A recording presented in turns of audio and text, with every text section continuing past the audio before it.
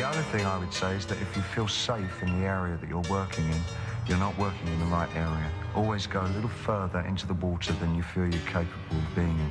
Go a little bit out of your depth, and when you don't feel that your feet are quite touching the bottom, you're just about in the right place to do something exciting.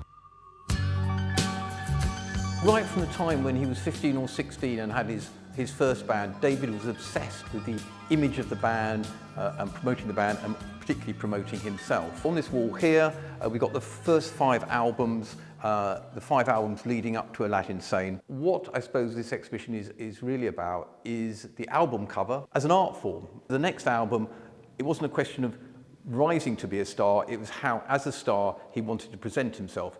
And that's where he met Chris's father. He was a superstar in his own right. He was at the top of his game in photography. And this wall here really was just to give everyone a background to Duffy's work. He was a fantastic portrait photographer, but essentially he'd come from fashion. He'd been to St. Martin's Art School and had studied dress design. He excelled in fashion photography and became a Vogue, British Vogue photographer. We've got a fashion section here with photographs from Queen magazine, Town magazine, Telegraph. Two of the key people in the shoot were Ken Scott, who was the engineer, and Tony DeFries.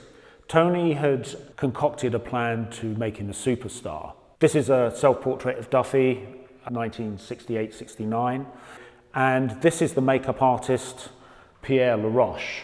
David had used small little motifs, tattoos on his face up until this point. Pierre put a little flash to emulate that size of motif on David's face, and Duffy looked at that and said, no, take that off.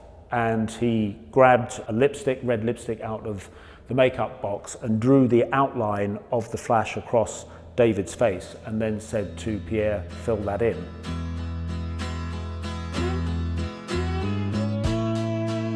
One of the fascinating things about it is how it's stuck in the kind of collective human consciousness. We've got Kate Moss on the front cover of Vogue in 2003, the image of Queen Elizabeth II that appeared in Bristol with the flash. From all the images that Duffy took of David, he chose the one with his eyes shut.